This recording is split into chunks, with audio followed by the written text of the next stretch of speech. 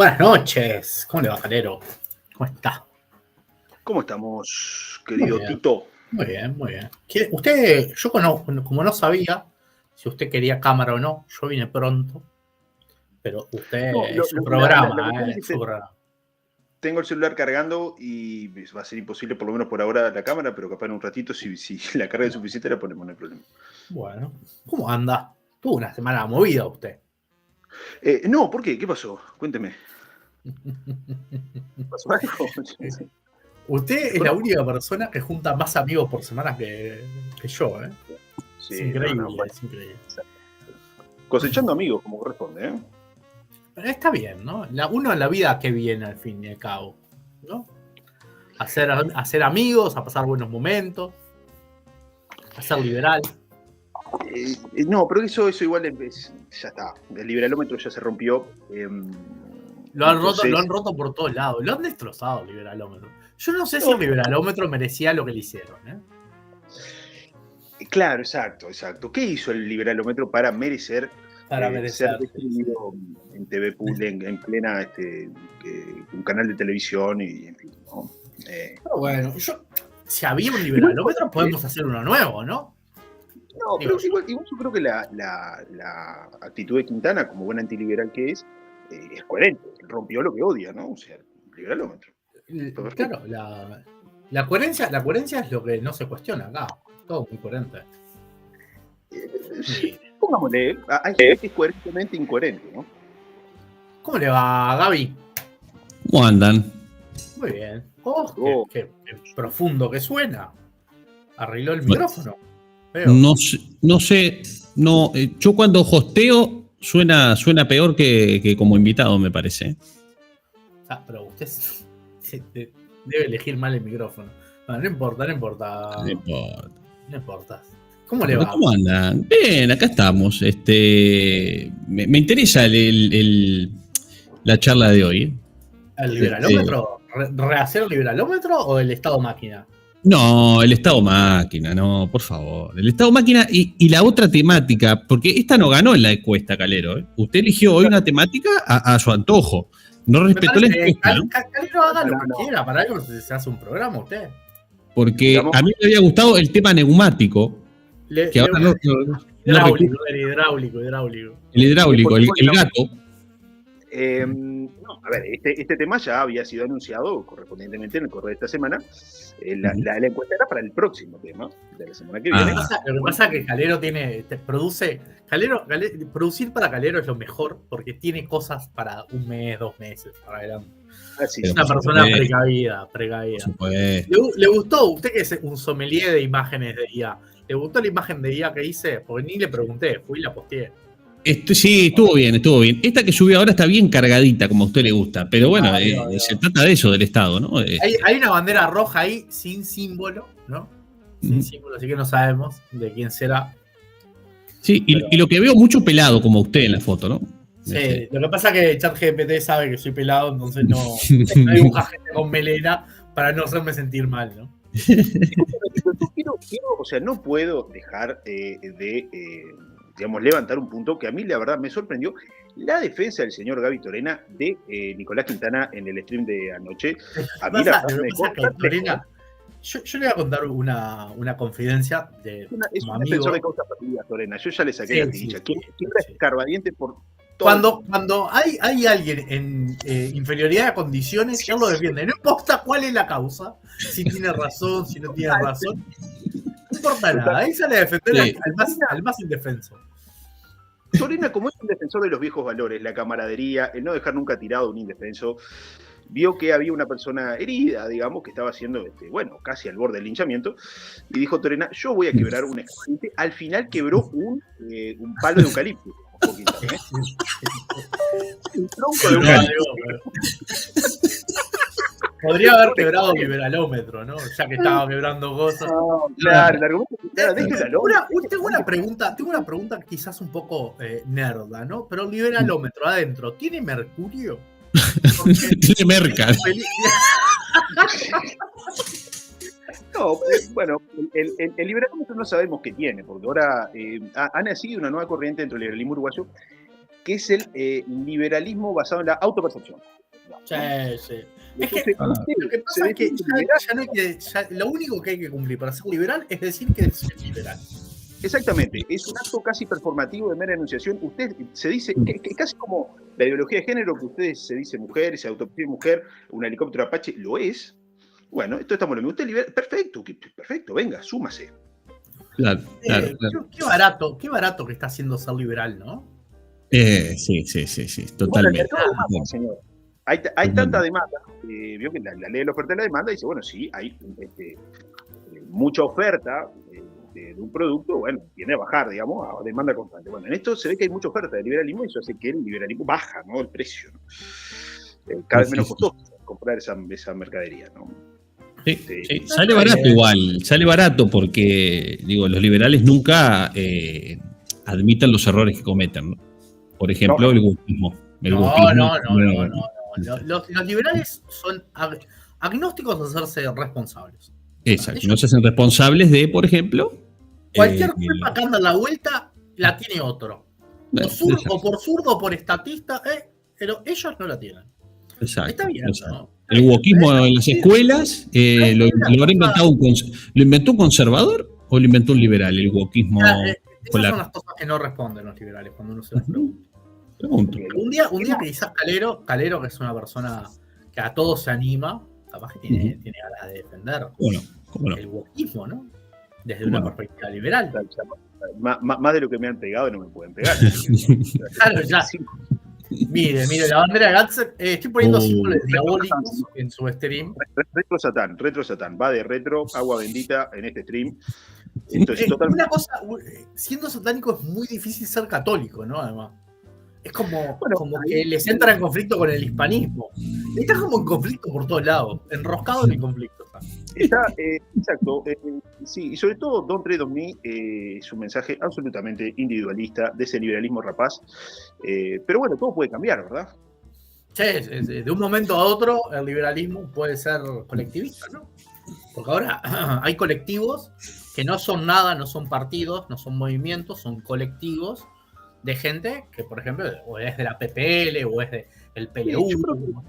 En estos días yo he visto surgir varias versiones o ramas del liberalismo. El liberalismo cuartelero es uno, bastante en boga, está pujando bastante en alza. Ese liberalismo que a golpe de bastón, digamos, bueno, hay que reclutar y hay que encolumnarse detrás del general, digamos, ¿no? Y después este liberalismo basado en la autopercepción, digamos, ¿no? Curioso. Lo bueno es que todos son como muy humanistas, muy de diálogo. Eso me tiene asombrado, ¿no? Y creo que es lo que más me asombra.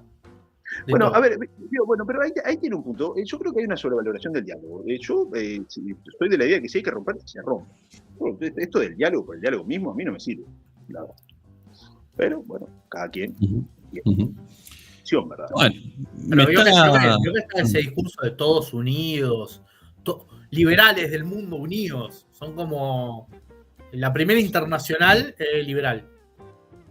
Sí, y sobre todo desconociendo que la izquierda se ha cagado a tiro directamente por temas internos durante toda su vida. Recién ahora, después que cayó el muro de Berlín, pero la socialdemocracia estuvo siempre en conflicto con el comunismo con el socialismo, los trotskistas y los estalinistas, el maoísmo y los estalinistas, en fin, o sea, si hay algo que marca la historia, digamos, política de la izquierda en el siglo XX es conflictos internos y guerras civiles, ¿no?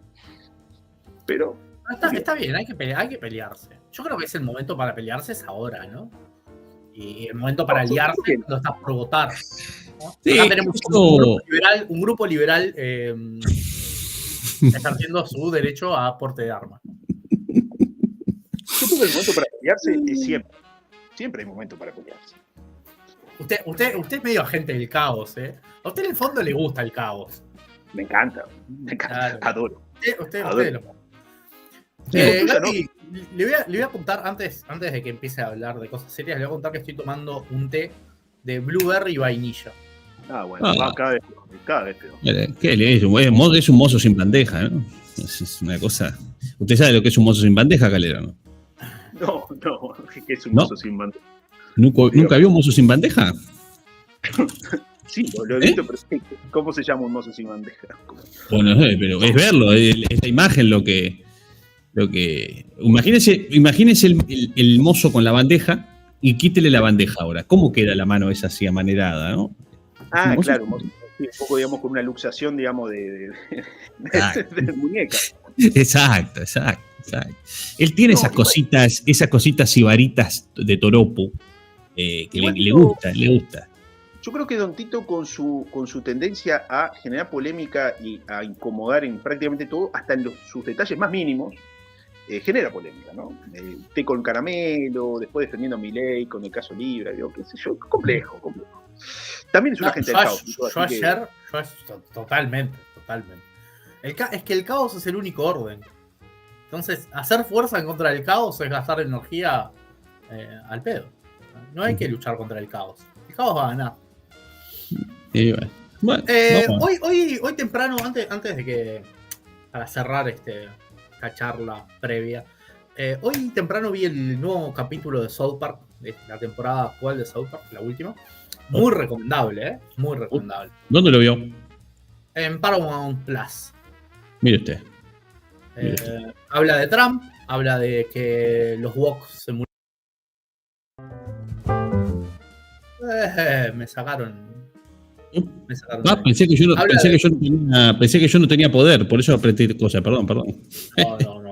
Disculpe. Habla del wokismo, de que el wokismo murió. Habla de Trump. Le pegas con un caño a Trump, pero con un caño fuerte. Como suele ser el estilo de South Park. Muy recomendable. ¿Habrá muerto el wokismo? Bueno, podemos debatir algún día ese tema, ¿no? Lo podemos debatir en la semana. Calero, ¿quiere comenzar con su programa? Que dejemos pero de como hablar. quieras, yo acá, yo no regenteo el boliche, digamos. Yo vengo acá, hago un stand-up. Este boliche usted lo regentea de usted. Haga lo que quiera. Si quiere seguir hablando, hablamos. Si quiere empezar, yo le tiro la cortina para que después sea más fácil editar, nomás. ¿Qué me dice? Las cuestiones más técnicas no son, yo vengo acá, doy el stand-up y levanto las regalías y me voy. Me parece muy bien. Voy a tirar su cortina para empezar con esto. Bueno. Ideas filosas, pensamientos en jaque. Llega el doctor Matías Calero a La Lengua Liberada.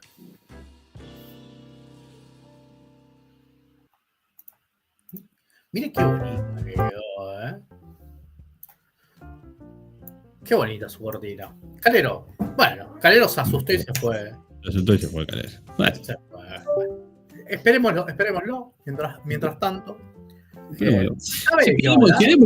Quedé muy vendido ayer con Quintana, de tanto lo defendió. No, lo de siempre, lo que hace usted siempre, ¿no?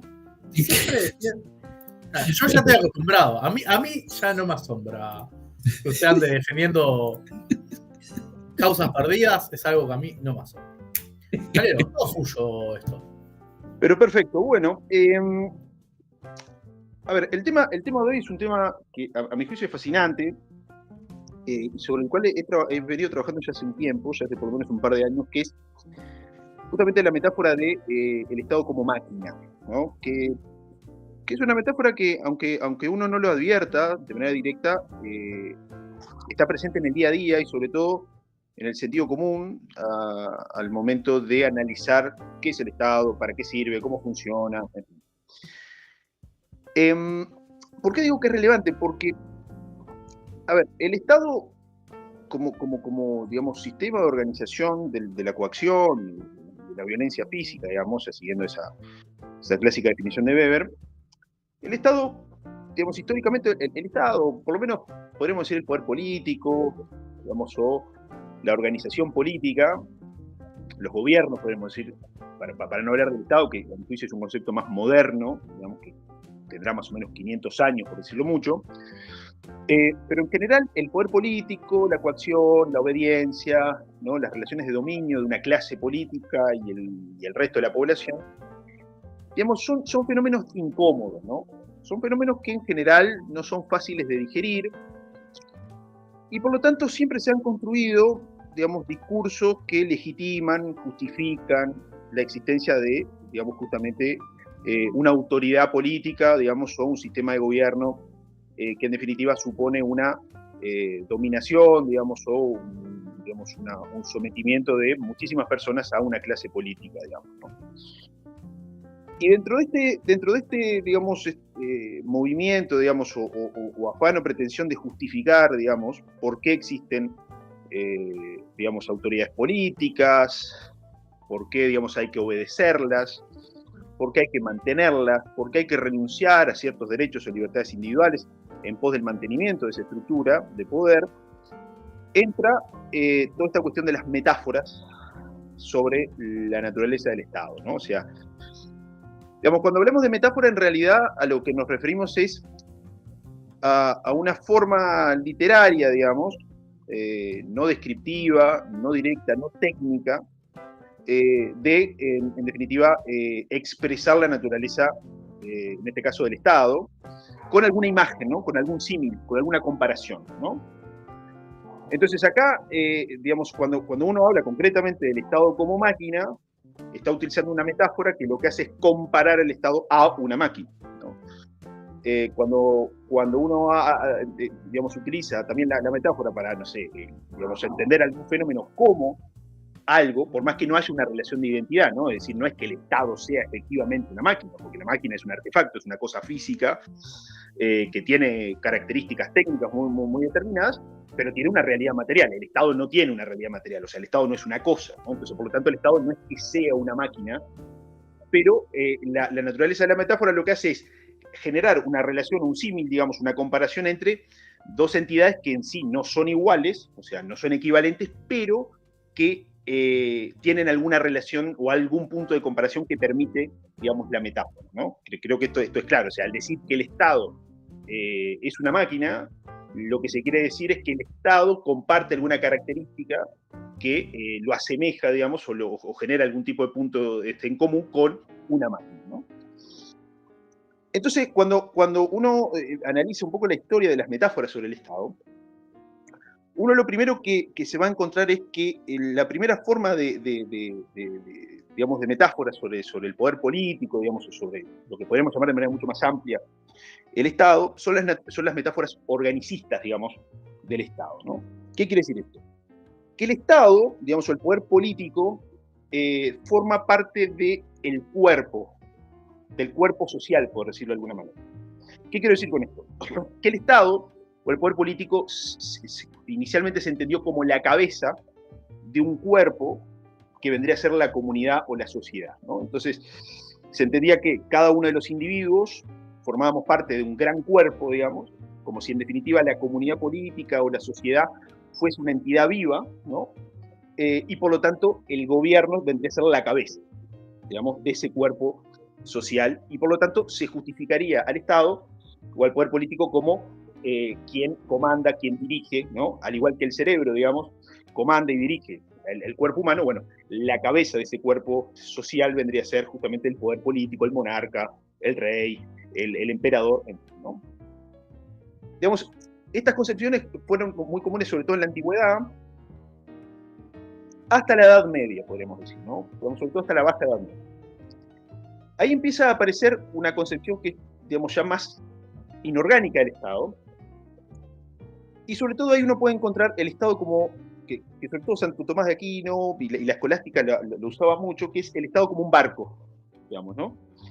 Entonces, en definitiva, más que el Estado como un barco, podríamos decir que la sociedad sería como un barco, y el poder político, en vez de la cabeza de un cuerpo orgánico, vendría a ser como el capitán, ¿no? Como el comandante que dirige, ¿no? El que tiene el timón de ese barco llamado sociedad, comunidad política. Entonces ya ahí nos empezamos a desplazar a metáforas más inorgánicas del poder político, que ya marcan, digamos, el camino que nos va a llevar a la concepción del Estado como máquina, ¿no? Entonces ahora ya la comunidad política no es una cosa viva, sino que ahora es un artefacto, es un barco. Estamos todos en este barco, digamos, llamado sociedad, y alguien lo tiene que capitanear, porque si no el barco queda a la deriva, ¿no? Y queda a merced, digamos, de tormentas, digamos, oleaje, digamos, en fin, ¿no? Entonces ese barco puede encallar, la idea es que no encalle, que vaya a buen puerto, y para eso es necesario que alguien lo comande, que haya un capitán, ¿no? Pero después empezamos ya a entender que el Estado, digamos, la otra fase, digamos, de esta evolución de las metáforas sobre el Estado es el Estado como instrumento, y aquí es donde viene el punto fundamental para poder comprender la naturaleza y la relevancia de la metáfora del Estado como máquina, ¿no? Digamos, a finales de la Edad Media se empezó a entender que el Estado era como una especie de instrumento, y en definitiva ya la modernidad también empezó con esta concepción del Estado, que en definitiva el Estado es como una especie de herramienta que sería gobernada, digamos, o usada, o utilizada, digamos, o dominada por alguien, el monarca, ¿no? Pero el Estado ya es algo diferente, sin duda, de la sociedad. Entonces, ya ahí, digamos, empezamos a ver cómo digamos, las concepciones organicistas del poder político se entendía que había una conexión, digamos, una unidad entre el poder político y la sociedad. Con las concepciones más inorgánicas del Estado o del poder político ya empezamos a ver que ya hay una diferencia, ¿no? De la sociedad, ya el Estado o el poder político ya no forma parte de ese mismo cuerpo, sino que es algo diferente. Pero al menos en esa concepción que les decía, del Estado como, por ejemplo, como barco, o de la comunidad política como barco y el Estado, el poder político como capitán, el capitán está en el mismo barco, digamos, ¿no? O sea, todavía hay una relación de identidad entre el barco y el capitán, porque el capitán no puede estar afuera del barco, digamos, ¿no?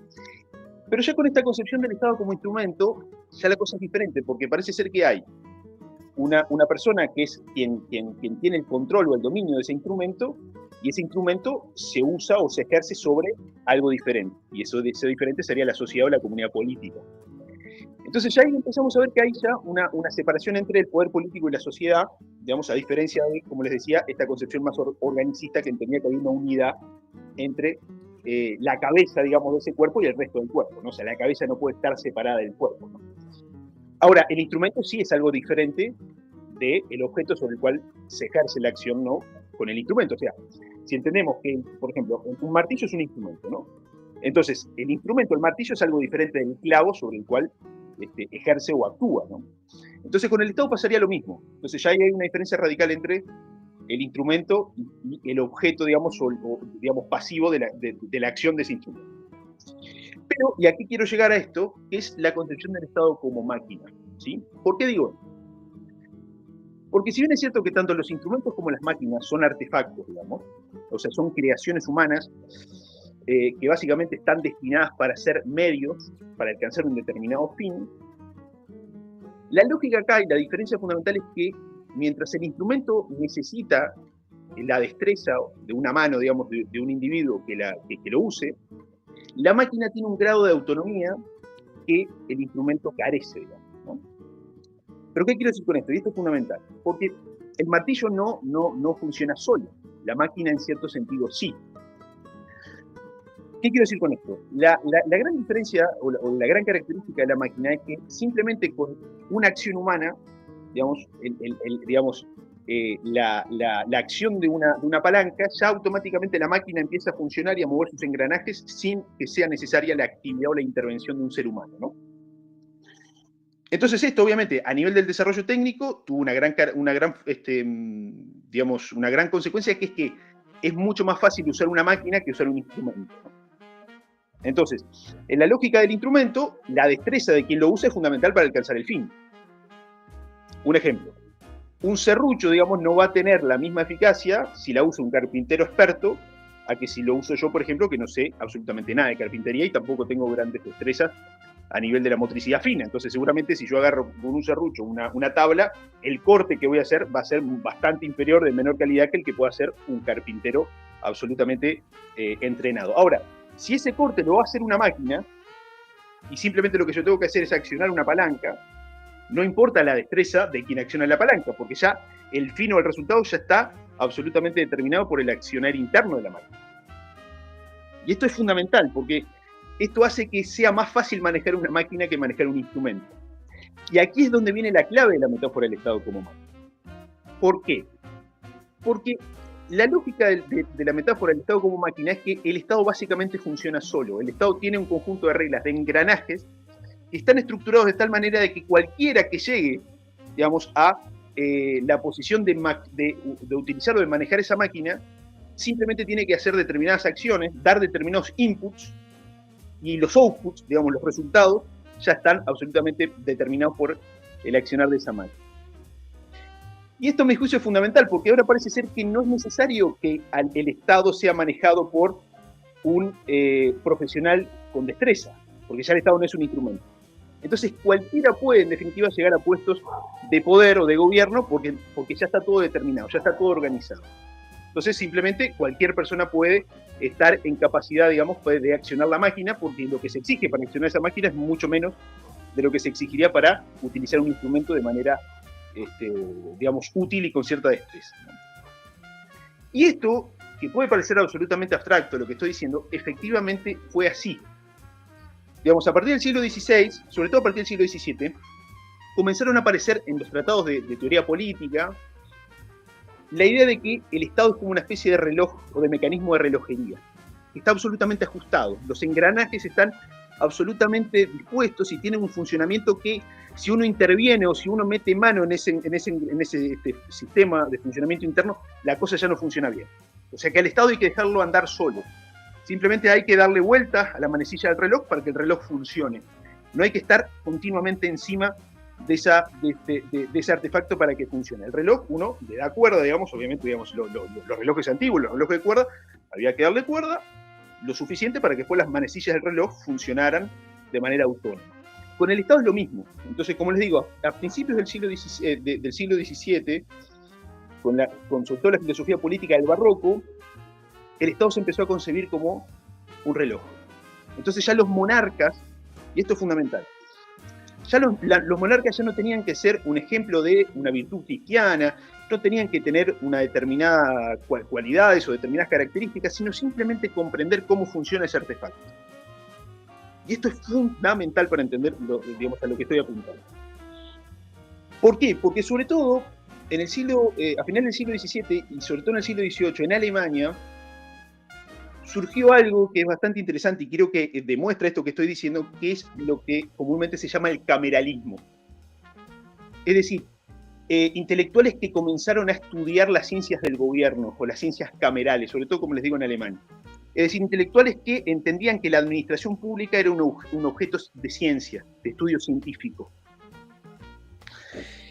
Y esta concepción de los asuntos del gobierno como asuntos técnicos, tecnológicos, que en definitiva se expresan en esta concepción del Estado como máquina, hunde sus raíces en, digamos, esta revolución, digamos, de las ciencias naturales, sobre todo a través de Bacon y de Isaac Newton, de entender de que toda la naturaleza, digamos, de que el mundo funciona a través de leyes inmutables, ¿no? De leyes ciertas, de leyes claras, que en definitiva uno, estudiando esas leyes, puede entender y predecir cómo funciona el mundo. Esta concepción mecanicista, digamos, del mundo, producto, como les digo, de Bacon y de Isaac Newton, se trasladó a los asuntos de gobierno. Entonces, entender o estudiar el gobierno, o los asuntos de gobierno, los asuntos de la administración pública, debe hacerse con el mismo paradigma de las ciencias naturales o de las ciencias físicas, digamos. Y las ciencias camerales, digamos, como les digo, que tienen mucho auge en la segunda mitad del siglo XVII y sobre todo en el siglo XVIII en Alemania, expresan esto. Entonces, hay gente que sabe cómo estudiar técnicamente los asuntos de gobierno. Hay intelectuales que se especializaban en comprender cómo funcionaba ese engranaje de ese reloj llamado Estado, o llamado gobierno. Y esto, digamos, hubiese sido impensable sin justamente esto que les decía de este pasaje de las concepciones organicistas del poder político a las concepciones más inorganicistas y sobre todo esta concepción del Estado como máquina, ¿sí?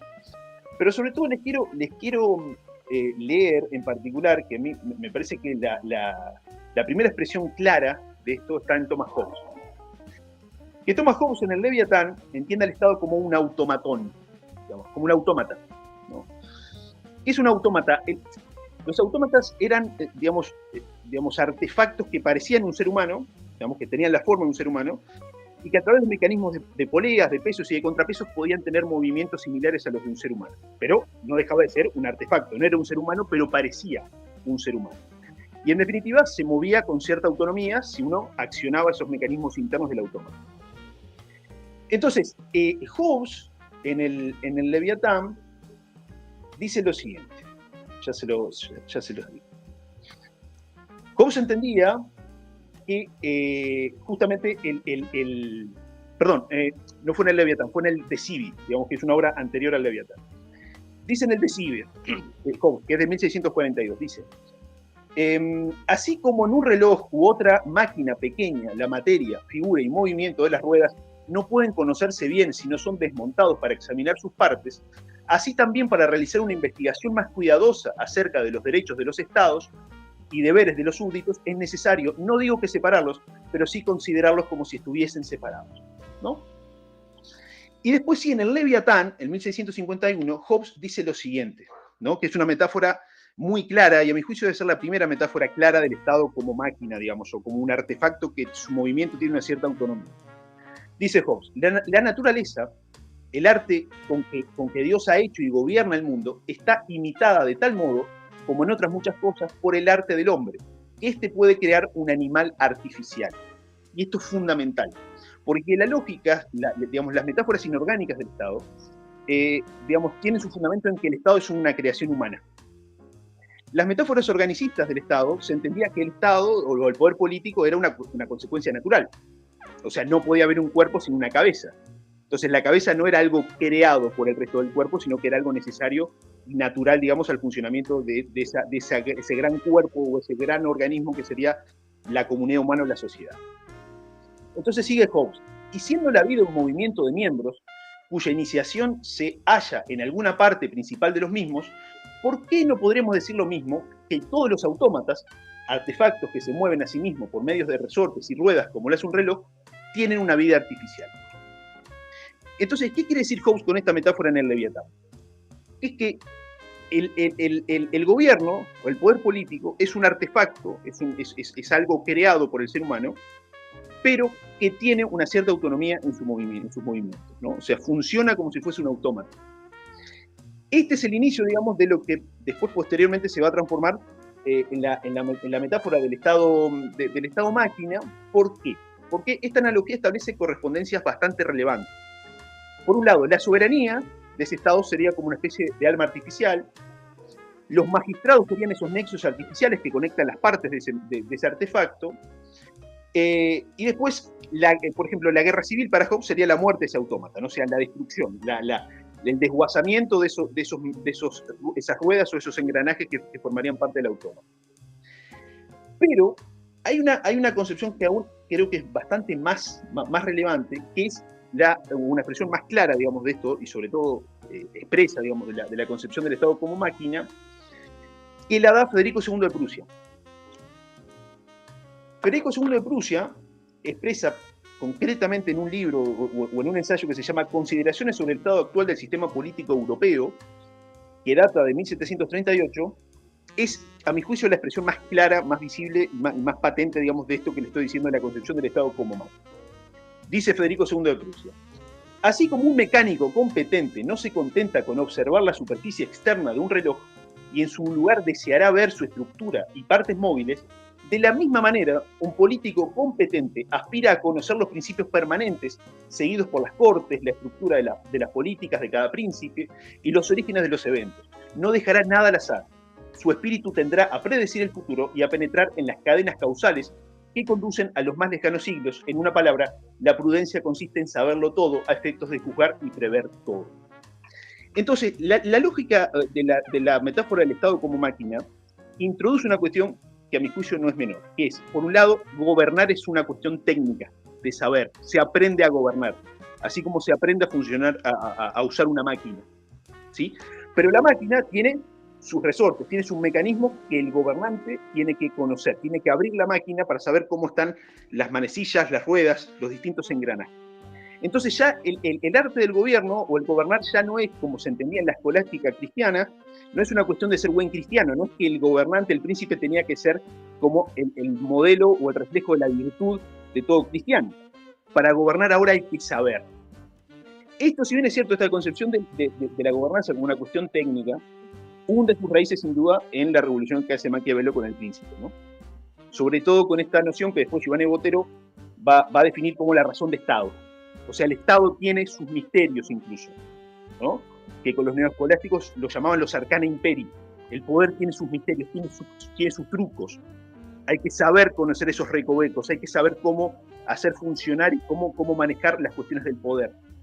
Ahora, ya no es una cuestión casi mágica o esotérica, ahora todo se sabe, hay saberes concretos, hay una forma cierta y objetiva de conocer los misterios y el funcionamiento de ese artefacto que sería el Estado, ¿no?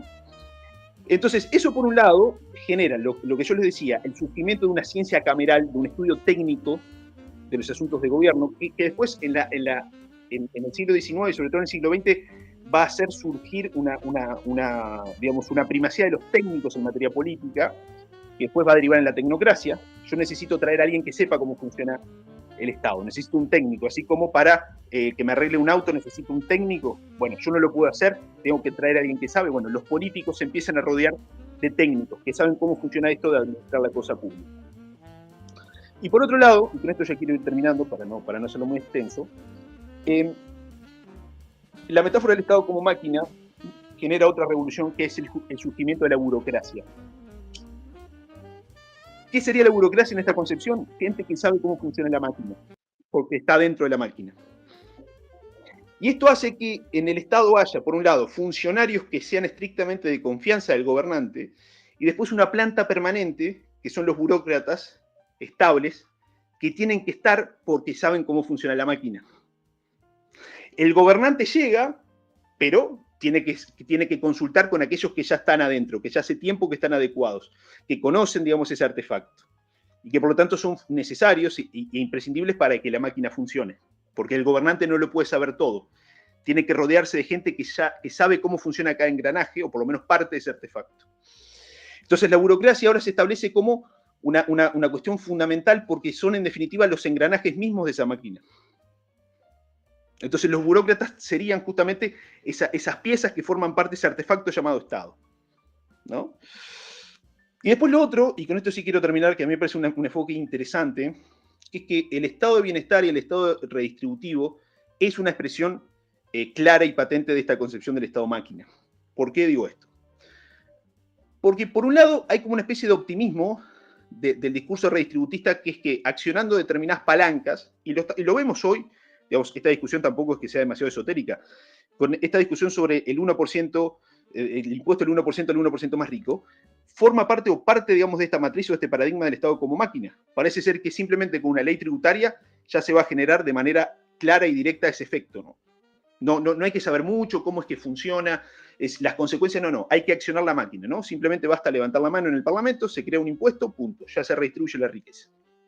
Eso por un lado, esta concepción casi ingenua de pensar de que accionando la máquina o tirando una palanca y haciendo que los engranajes de esa máquina funcionen, ya vamos a conseguir ese fin. No es necesario ser digamos, tener mucha destreza técnica para conseguir ese fin o ese objetivo. Y por otro lado, esta cuestión de que el estado redistributivo tiene que funcionar siempre. Es una máquina perpetua el estado de redistribución o el estado de bienestar. Es un círculo perpetuo de ingreso, gasto, ingreso, gasto, ingreso, gasto, ingreso, gasto, ¿no? Entonces esa máquina no se puede parar nunca. El motor de esa máquina tiene que estar continuamente funcionando, ¿no? O sea, no es un instrumento el estado de bienestar que se activa o se ejerce de manera necesaria, ¿no?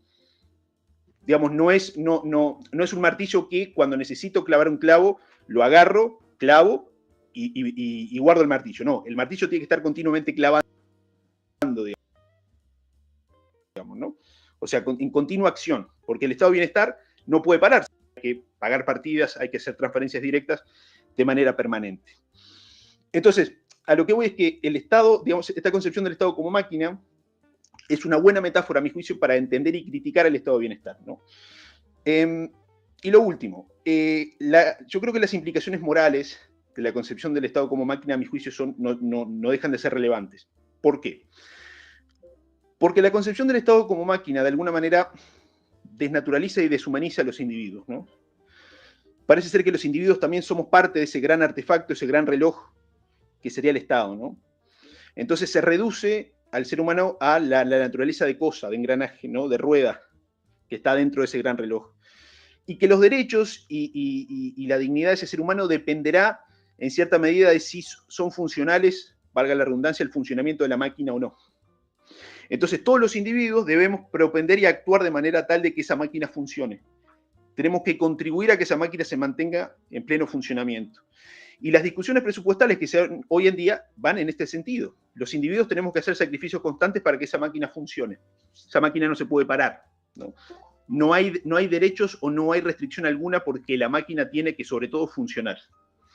Si esa máquina se para, bueno, la sociedad quedaría en el caos, ¿no? Si no hay Estado, si no hay presupuesto, si no hay gasto público, ¿no?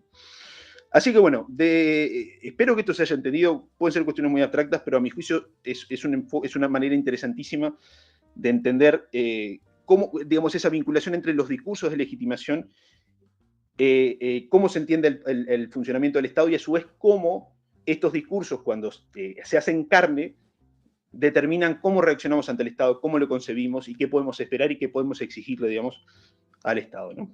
Así que bueno, sería eso. Clarísimo. Espera, voy a tirar la cortina de cierre y después charlamos. Terminamos por ahora, pero será hasta la próxima provocación, cuando el doctor Matías Calero vuelva a cuestionarlo todo.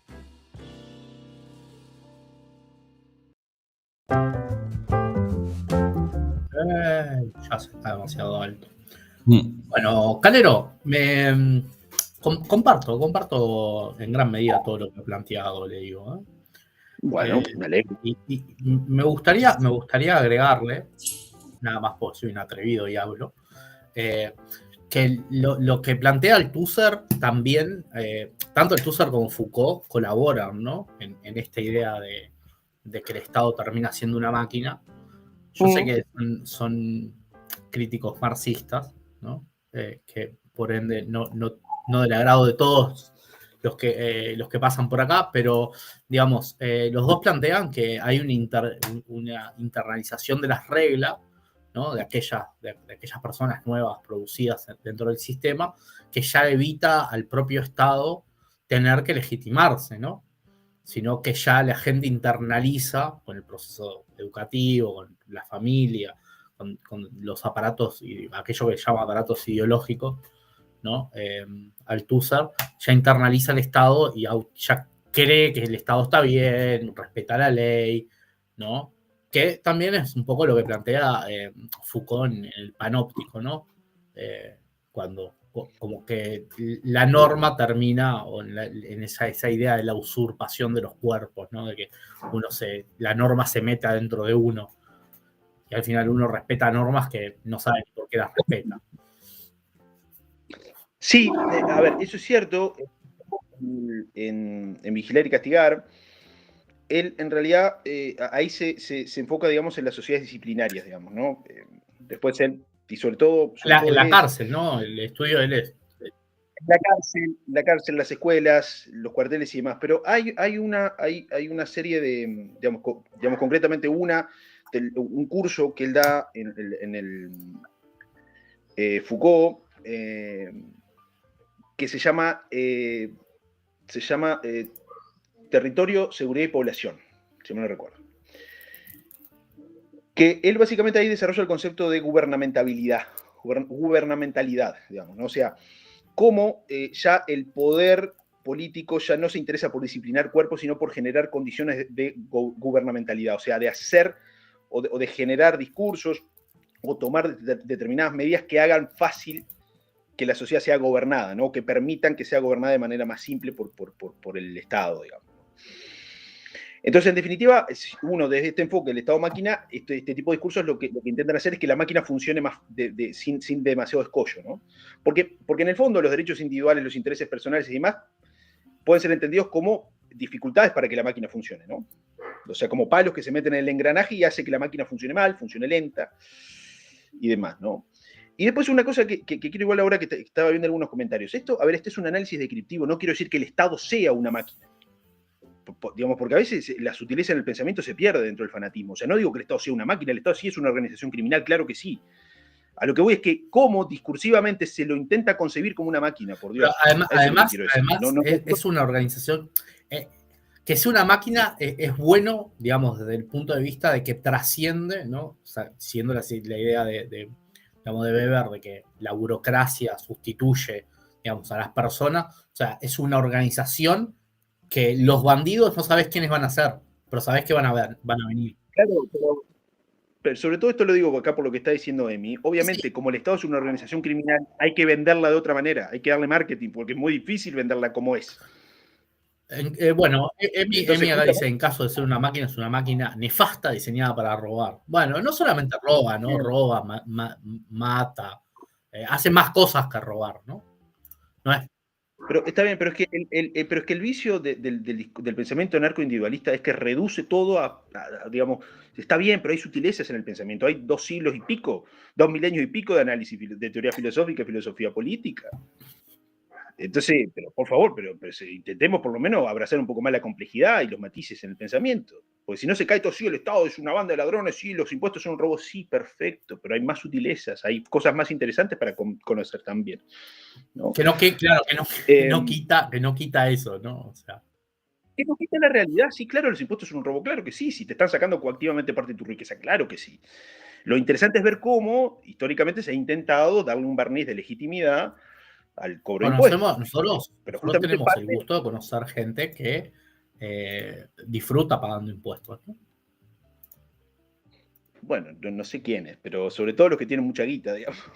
No, pero han pasado por Spaces personas defendiendo que el impuesto ayuda a la redistribución. Bueno, pero en parte, pero por ejemplo, ¿cómo uno puede intentar comprender que estas personas están mal de la cabeza, estas personas quieren que las roben? No. Estas personas compraron un discurso que legitima la existencia del Estado y el funcionamiento del Estado. Y a mi juicio, entender este discurso del Estado como máquina permite explicar esto, porque esta gente entiende que en definitiva hay que contribuir, hay que darle combustible, hay que darle carbón a esa máquina de vapor que vendría a ser el Estado, por tomar un ejemplo, ¿no?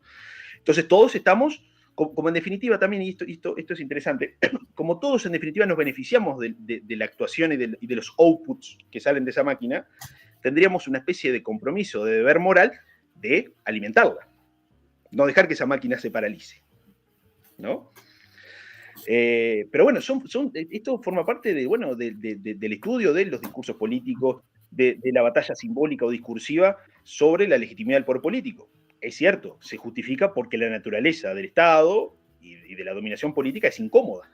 Entonces hay que darle un discurso, hay que justificar por qué, porque existe, ¿no? Y por lo tanto, digamos, lograr una combinación o un equilibrio entre coacción y legitimidad. O sea, ningún sistema de dominación funciona con la pura fuerza. Porque como decía Napoleón, digamos, las bayonetas son muy útiles salvo para sentarse encima. Entonces, un gobierno no puede digamos, asentarse, digamos, o basarse simplemente en la amenaza de coacción. Vos tenés que dar legitimidad, tenés que generar mitos, símbolos, para que la servidumbre, digamos, esa servidumbre voluntaria de la que hablaba Etienne de la Huet, funcione. Porque es un tema de economía, de costos. O sea, un gobierno no puede estar destinando costos a reprimir continuamente. En algún momento tiene que establecer discursos que permitan la legitimidad del Estado. La escuela es una, puede ser, los discursos políticos otra, la ideología política puede ser otra, pero son aparatos ideológicos, digamos, que lo que vienen a hacer es legitimar al Estado, lograr que se funcione de manera estable sin que sea necesario continuamente, digamos, reprimir o ejercer coacción, ¿no? Porque es imposible. Porque justamente un sistema de gobierno termina cayendo o entra en crisis cuando no se legitima, no hay legitimidad. Entonces lo único que lo mantiene es la pura fuerza. Por eso las dictaduras caen, por eso los gobiernos totalitarios terminan cayendo. Hablando de gobiernos totalitarios, tenemos no digo una escalada, pero está complicado El Salvador, ¿no? O sea, está tomando todo el olor a que no se va. Yo creo que está bastante complicado para un liberal o un libertario defender a Bukele, ¿no? Sí, no sé cómo. Por eso yo se los dije a varios en su momento y se me enojaron muchos de los libertarios. Digamos que también es bastante fácil hacer enojar a un libertario, ¿no? Digamos que sí. Tiene una sensibilidad bastante especial. Pero se enojaban mucho cuando planteaba que era una dictadura, ¿no? Que no estaban, digamos, que esas cosas que defendían, esa libertad, la libertad es más básica, como la de poder moverte y la de poder tener privacidad para hablar por teléfono, o sea, básicas, no estaban aseguradas, ¿no? En este estado de excepción que tiene Bukele, ahora extendido quizás ad eternum, ¿no? O sea, Bueno, pero es que a ver, tampoco había que ser un maestro de la teoría política para darse cuenta de que el sistema, el bukelismo, el modelo bukeliano o de Bukele se fundó en las medidas prontas de seguridad, un estado de excepción, megacárceles y juicios con bastante express y con poco apego o un apego discutible de las garantías procesales, digamos, ¿no? Y bueno, y ahora la frutilla de la torta es la reelección indefinida. Ahora, si a uno le molesta la pretensión de Evo Morales, por ejemplo, de lograr la reelección indefinida, nos tendría que molestar también esta misma jugada. O como decir, si no es socialista, a mí no es problemático. A mí personalmente no me molesta. Y le voy a explicar por qué. O sea, yo no creo que... Sí entiendo que esto es un paso más en la configuración de algo más grande. ¿Sí? Pero al margen de eso, o sea, discutiéndolo al margen del caso El Salvador, yo creo que no existen las reglas más difíciles, son las que tenés que enforzar, ¿no? O sea, si la gente quiere, porque tiene ganas de votar siempre al mismo, eternamente, ¿no debería uno dejarlos? ¿No sería el pensamiento liberal, no debería aprobar eso? Lo pregunto en serio, ¿eh? Yo no creo, usted tiene claro que yo no creo en la democracia de ninguna forma. Pero eso por eso que no entiendo que esa cosa de que se tienen que cambiar sí o sí. Pero, a ver, es una cuestión que es que el liberalismo político es contramayoritario. O sea, la estructura de la República Liberal es contramayoritaria. ¿Qué quiero decir con esto? Que el sistema de pesos y de contrapesos y de límites, sobre todo al Poder Ejecutivo, pero también al Poder Legislativo, en definitiva es un límite a las pretensiones de la mayoría, ¿no? Entonces, ¿qué quiere decir esto? Que es que si la mayoría, el 90% de la población vota un dictador, el liberalismo dice, no, esto no, porque afecta o concentra demasiado el poder político.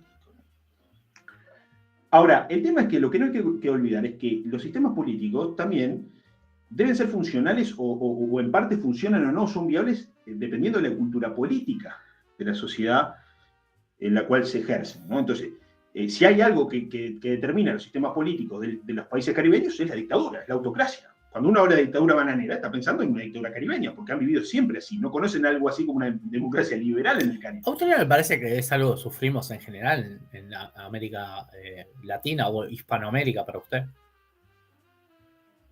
Yo entiendo que usted le dice Hispanoamérica a América Latina, ¿no?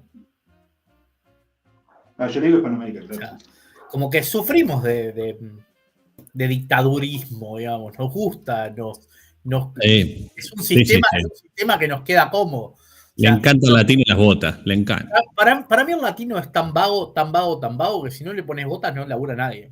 Se cae. Yo creo que hay una razón histórica que es que el parlamentarismo es producto anglosajón, no hispano. Bueno. ¿Usted cree que heredamos Sin duda. Un sabor a autoritarismo? Un gusto. No, sobre todo por la fuerza o la fortaleza de la figura del caudillo, digamos. Que en América Latina o en los procesos independentistas es imposible comprender esos procesos de independencia sin la figura del caudillo. Del Bolívar, del San Martín, del Miranda, del Artigas. Es imposible entender la política actual del día del 2025 de casi toda Latinoamérica sin los caudillos. Por eso, pero a ver. No se vaya, no se tiene que ir a un par de siglos para atrás. Hoy en día, los caudillos siguen siendo importantes. No, mire. Hay un teórico político venezolano, Lins de apellido, se me fue el apellido anterior, que él tiene un libro que se llama El Cesarismo Democrático. Y en este libro Lins lo que básicamente justifica es por qué Venezuela no puede ser gobernada sin un dictador, digamos, ¿no? Entonces estamos hablando de principios del siglo XX, que es a mi juicio una especie de anticipación del chavismo. ¿Por qué? Porque lo que dice este autor es que Venezuela estuvo dominada por el principio bolivariano, digamos, de Bolívar, de Simón Bolívar. Simón Bolívar era un autócrata, si los hubo, ¿no? Ahora tiene buena prensa, pero es un tipo bastante autócrata que gobernó con mano de hierro, digamos, cuando él estuvo en el cargo. Y él lo que entendía, siguiendo un poco esta lógica rusoniana, que es que las ideas de la razón y demás había que aplicarlas por la fuerza. Y por lo tanto, digamos, en estos países que son bastante proclives a la sublevación y al caos, exigían un autócrata de mano dura, digamos. Entonces, eso es lo que explica esta lógica del cesarismo democrático, ¿no? Que es un concepto que excede, es un concepto que incluso está en Weber, esta lógica. Julio César, por ejemplo, digamos, justamente el cesarismo democrático o el cesarismo puro como forma de dominación, es eso, es la figura de Julio César, ¿no? Es un autócrata que gobierna para el pueblo. Y a partir de ahí se sigue una forma de gobierno que es un autócrata que gobierna para las mayorías populares. Y esa es la figura del caudillo, ¿no? En definitiva, el cesarismo democrático podría ser que es Buenas noches. el santo y seña de la historia política. ¿Cómo le va? ¿Cómo estamos, Johnny? Muy bien, No, ustedes, ya lo sé, señores. Todo bien, todo bien. Llegó alguien con cámara. Calero. Sí, usted, puse la cámara y eso que estoy bastante roñoso e indigente. Pero está bien. Yo digo porque ese programa de Calero no queremos presionarlo, Calero, ¿eh? No, Por favor, ni Dios permita. Ahí está, ahora sí, perfecto. ¿Cómo estamos? Ahora sí, Muy no, bien. perdón. ¿Cómo estamos? Bueno, ahora sí. Muy bien, muy Mejor la luz. Ahí va la bocha. Bueno, pero en definitiva esto, o sea, lo de Bukele, a mí la verdad me importa, digamos, entiendo, tiene su proceso democrático y seguramente Bukele, si sigue haciendo lo que estaba haciendo, va a ganar con 90%. A mí tampoco me importa esta cuestión que muchas veces el liberalismo tiene de que pensar que la democracia puede prender en cualquier cultura. No, no es cierto. Y como comentábamos, el Caribe es autocrático, digamos. Lo mismo Rusia, lo mismo China, que en parte eso es algo que lo vamos a hablar en el próximo capítulo sobre el despotismo hidráulico, digamos, ¿no? Justamente es una teoría de Carl Wittfogel, digamos, que escribe un libro que se llama El despotismo oriental, que justamente la base de él es que como, sobre todo en China, los sistemas de cultivo y digamos, exigía tanta mano de obra y tantos recursos que eso generó, digamos, un incentivo para la formación de gobiernos autócratas, digamos, y centralizados.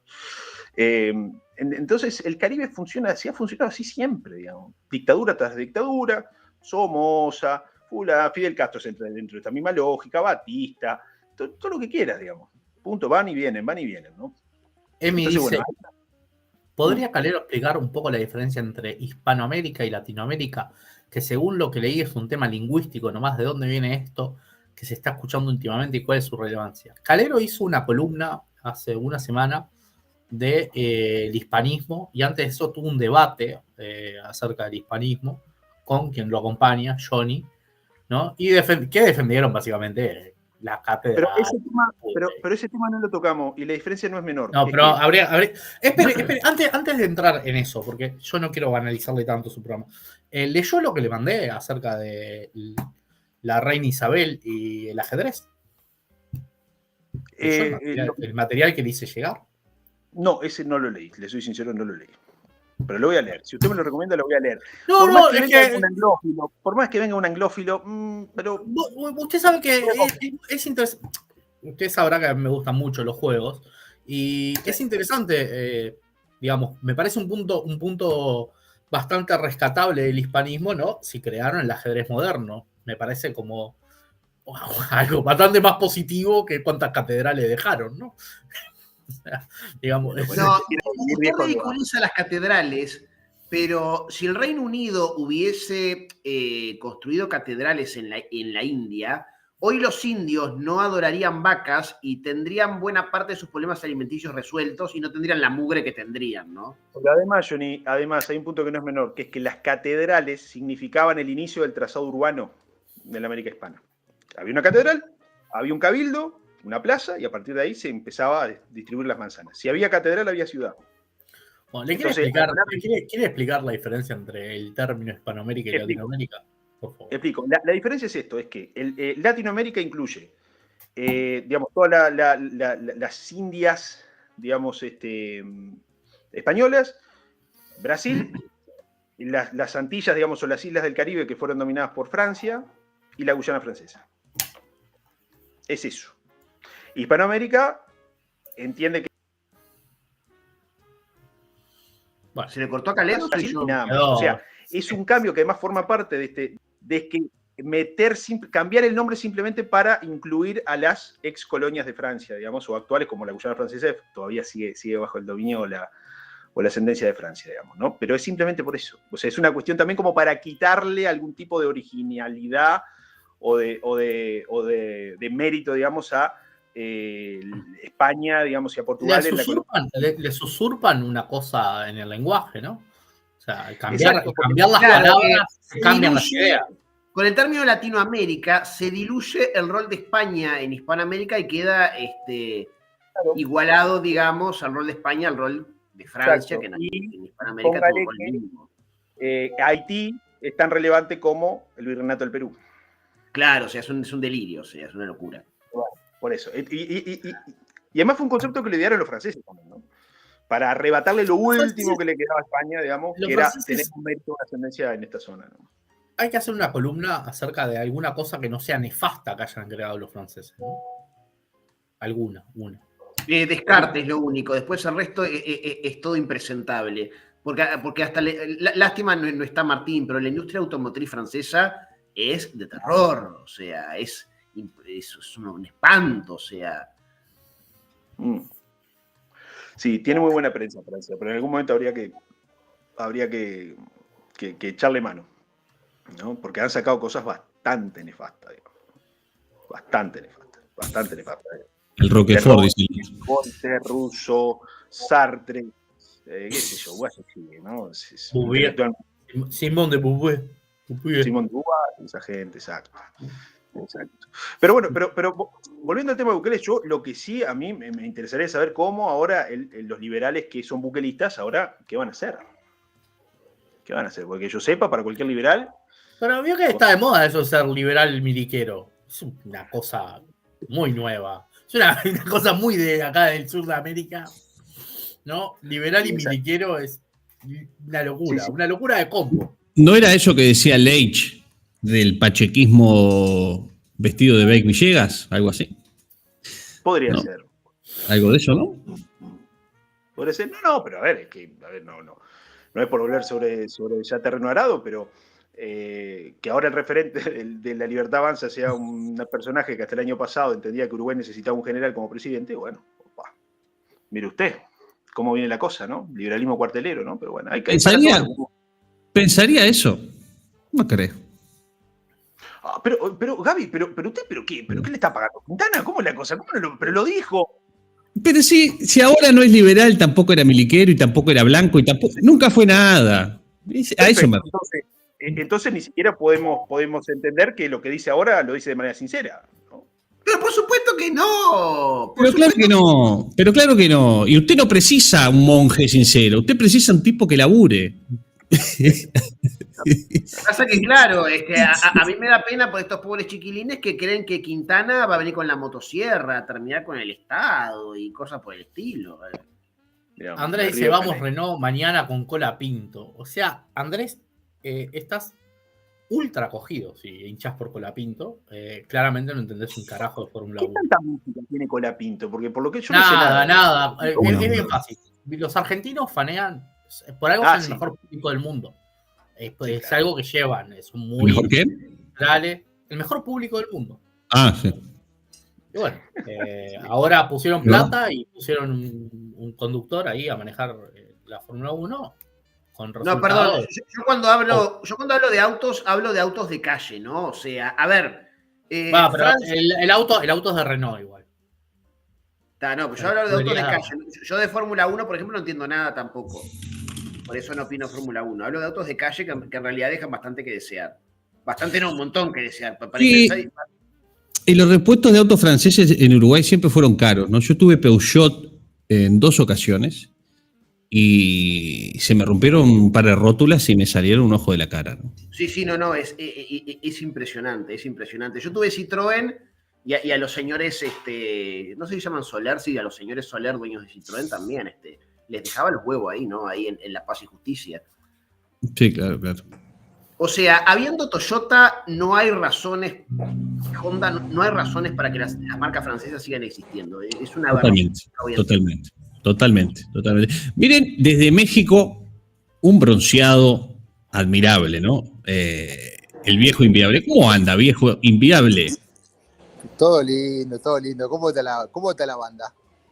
No tan bien como usted, estamos cagados de frío y usted está a pleno sol del Caribe. ¿Qué quiere que le diga? Esta vez tocó. Jódanse por pobre, dígalo, jódanse por pobre. ¿Qué? ¿Lo qué? Que se jodan por pobres, ¿no? Nah, nunca. Ahora entiendo por qué ayer cayó con los tapones de punta, a pegarle a Queimada, lógico. Estaba en el Caribe tomando un... ¿Eh? ¿Cómo te Debería comparan poner el la paso, definición viejo meado inviable. Ah, esa mejor. Esa mejor. Viejo inviable, meado, viejo meado, inviable, odonista. Porque este es hincha Claro. odón. Bueno, bien. Calero, ¿qué Bien pasará? adelante, Ulises. No, ¿qué ¿Eh? pasará con el estado máquina con la inteligencia artificial? Estaba pensando ahora. Pasa... Bueno, pero a ver, sí, sigue un poco la misma lógica, ¿no? Uh-huh. Porque en definitiva, sí, la IA puede hacer más fácil que la máquina funcione, pero alguien tiene que accionar la palanca, digamos, ¿no? Sí puede, Pero sí puede. se podrá llevar varios damnificados, ¿no? Porque. Y la burocracia de planta, digamos, ¿no? Si Exacto. son los trabajos más mecánicos repetitivos de la burocracia expediente, digamos, los mandarines modernos, bueno, en algún momento van a fletarlo, ¿no? Por eso la IA no pasará, ¿eh? No va a pasar. Pero en el fondo, pero como en definitiva la burocracia defiende demasiado su propia existencia, le va a poner traba, va a tener que, no sé, un permiso para que procesos Pero escúchame, pero imagínese usted que no le damos comer a los niños pobres por tener empleados públicos, mire si vamos a tener inteligencia artificial para echar gente. Imposible. No va a pasar. No va a pasar. Me parece que en general el avance tecnológico más disruptivo que hubo en los últimos 50 años fue la clonación, y la respuesta que hubo a la clonación, la respuesta política fue no, y la clonación desapareció. Y está bien, perfecto que haya desaparecido. No, que esté perfecto es totalmente un juicio, ¿sí? Sí, claro. Lo que es indiscutible es que avance tecnológico, la clonación es mucho más fuerte que la inteligencia artificial. Bueno, pero lo que pasa es que también el tema de la ciencia moderna es que es una ciencia que se justifica a sí mismo, digamos, ¿no? El avance se justifica por el avance mismo, ¿no? Independientemente de las consecuencias, si es moral, es inmoral, bueno, la ciencia tiene que avanzar, tiene que cambiar, tiene que generar nuevos adelantos, ¿no? Sin importar si son buenos, malos, ¿no? Y eso para mí es un vicio, ¿no? Un día vamos a tener que hablar de epistemología. No sé si acá o en otro. Sí, y a mí es un tema que me gusta porque entiendo que un problema que hay es que, digamos, la gente no pertenece a la currícula de la universidad. Ese es el primer problema. No, además, lo que en este país, o sea, en epistemología, la gente se cree que epistemología es repetir las estupideces que decía Popper, o que decía Kuhn, o que decía Feyerabend, o Bachelard, gente de ese tipo, y eso no tiene nada que ver con la epistemología, o sea, es un espanto eso, o sea, la epistemología arranca en la metafísica de Aristóteles por lo menos, o sea, no en estos señores del siglo XX que...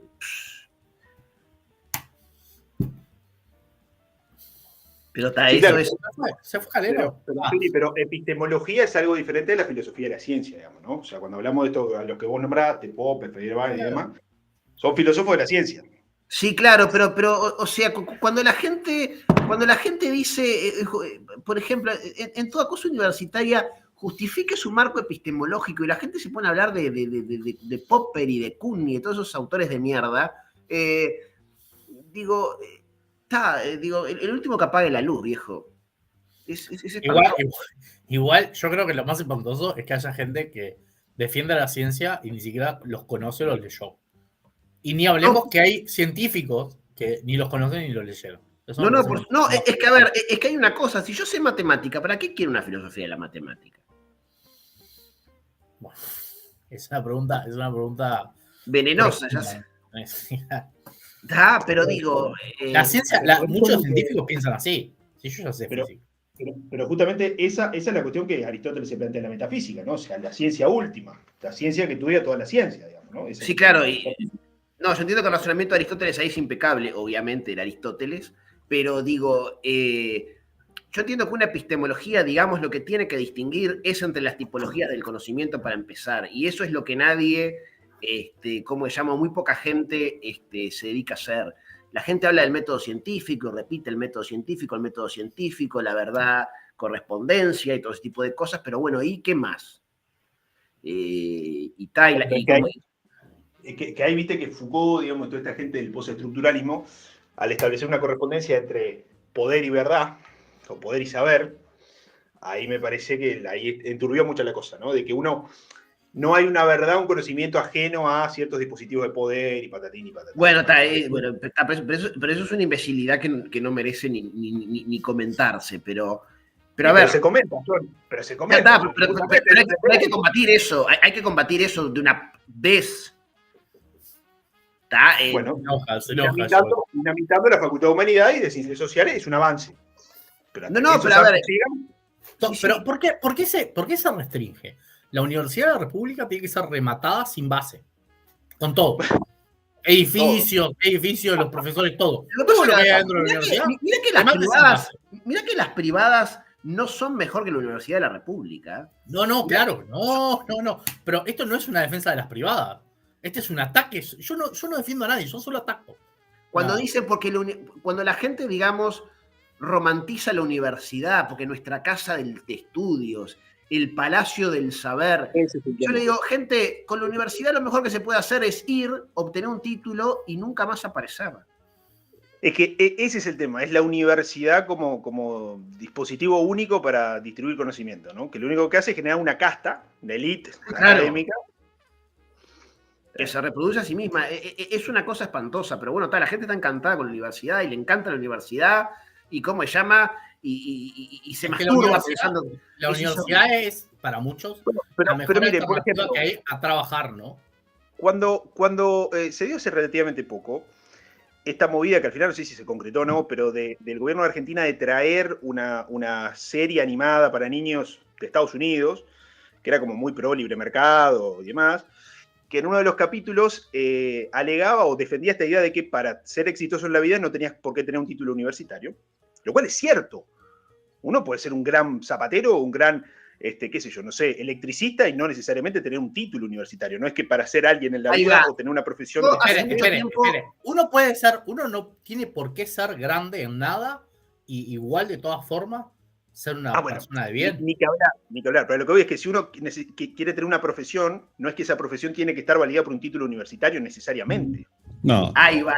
Eso es un atavismo que hay que terminar, con el que hay que terminar en este país. Este país prefiere, o sea, cualquier persona medio pelo y para abajo, prefiere una hija socióloga sin trabajo a una hija, no sé, peluquera con trabajo. Exacto. Y eso es una cosa que pasa en este país. Y eso es nefasto, sobre todo en la gente más pobre. Sí, totalmente. Lo que pasa es que yo creo que esa distinción medieval entre las artes liberales y las artes manuales, que las artes manuales son viles, digamos, y que las artes liberales son más puras, sigue hasta hoy en día, digamos, ¿no? El trabajo con las manos... Eso ya estaba en la poesía homérica. O sea, toda la poesía homérica, digamos, desprecia el trabajo manual.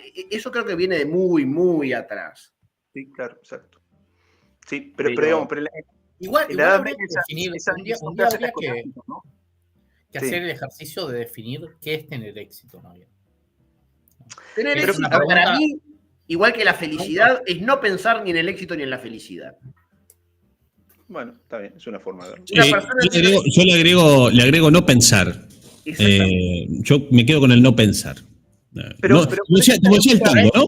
Como decía el tango de las 40, no pensar ni equivocado, para que es igual se vive, y además corres el riesgo que te bauticen Gil. Claro. ¿No? O sea, por si las dudas, ¿no? Hay gente que le gusta esta lógica de que, a ver, por ejemplo, vos Gaby, te dedicás al comercio y tenés tu establecimiento comercial, tu hotel y demás, perfecto.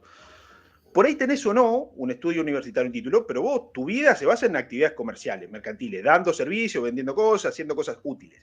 Entonces, al intelectual de por sí le choca que gente que no es tan culta, instruida como él, gane guita y gane más que él. Entonces, por eso hay una tendencia natural de los intelectuales al socialismo, ¿no? O sea, al colectivismo. Porque no puede ser que una persona que venda zapatos gane mejor que yo. Yo que tengo las ideas, un tipo tan inteligente, en fin, ¿no? Lo que pasa es que para tomar riesgo, no hay universidad no te enseña la universidad a tomar riesgo. El estómago, hay una cosa que se llama estómago, que eso no viene en la escuela. Pero es que hay gente, digamos, profesores universitarios intelectuales que ganan guita solo porque existe la universidad. Si van a tener que validar lo que dan en el mercado, ganan cero guita. Sí, claro. Por El, eso, el la transversalidad olfato, del necromarxismo, no sé qué historia. ¿Quién le va a comprar? Salvo, entonces, porque tiene un fondo universitario, financia estos estudios de lo que muchacho, sea. Los marxistas. el olfato para los negocios no te lo da la facultad. Eso clarito. La facultad te puede enseñar mucho sobre negocios, sobre economía, sobre pila de cosas bases teóricas para hacerlo. Pero la idea de una idea de innovación de un negocio o tener olfato para algo que funciona no te lo da el título universitario. Eso es lo que muchos no entienden. Usted, Julián, es un morenista. Hay que hacer costo con la economía, hay que hacer costo. No, ¿cómo me va a decir morenista? ¿Cómo me va a No, decir? Ese razonamiento de Moreno. Julián es un liberal empedernido. No. Julián Yo no es. sé ni lo que soy a esta altura. Libre mercadista. Ahí me corrigió Don Tito la de otra Peñarol, vez.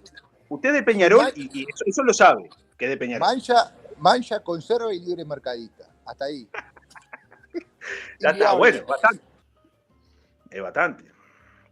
Ahora, como cada día me pongo un mote diferente, yo soy derecha plenera. Hermoso. Cerrito plenero, derecha plenera. Claro. Mejor canal de YouTube nunca levantado por el comunismo defensor de los derechos de autor. Bueno, estuvimos hablando la semana pasada sobre Cerrito Plenero y bastante. El mejor canal de YouTube, por lo menos 3 navidades con él. Sí, lo único que pudo superar a Nochebuena con las estrellas fue Cerrito Plenero. Sí, no tenga duda. Escúcheme, Johnny, gran columna en El País, ¿eh? Muy buena. Bueno, muchas gracias. No la leí todavía, Johnny, salió su columna. Yo no la leí, Salió su columna. ¿Cómo se llama? Ahora se la pasamos Barrani. Se la pasamos Barrani ahora, para que no se suscriba. El mito de la educación que se llama es un contrapunto con otro forista, Pablo Meneses, con el cual,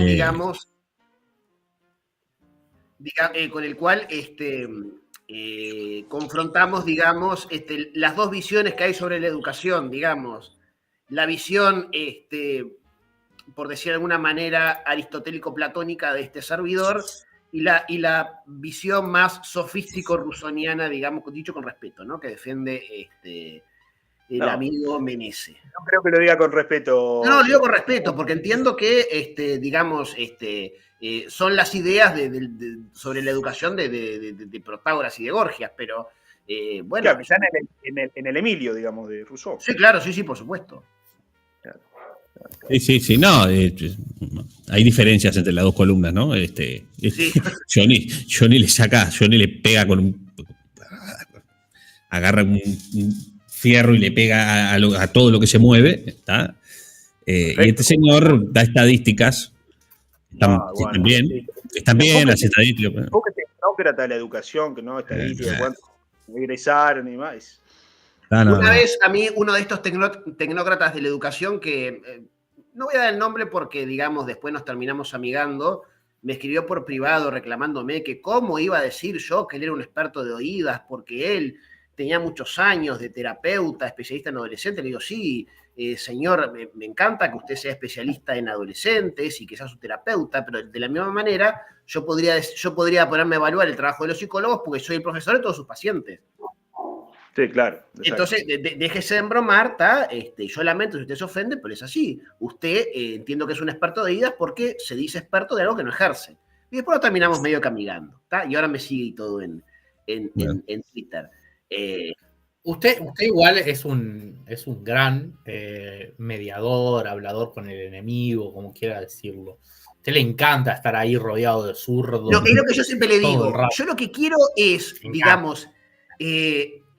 expresarme, de una manera tal que yo pueda decir todas las barbaridades que pienso sin aflojar 1 centímetro en las anormalidades que digo y que los tipos me tengan que respetar igual. Para mí esa es mi victoria. Pues, ¿qué pasa?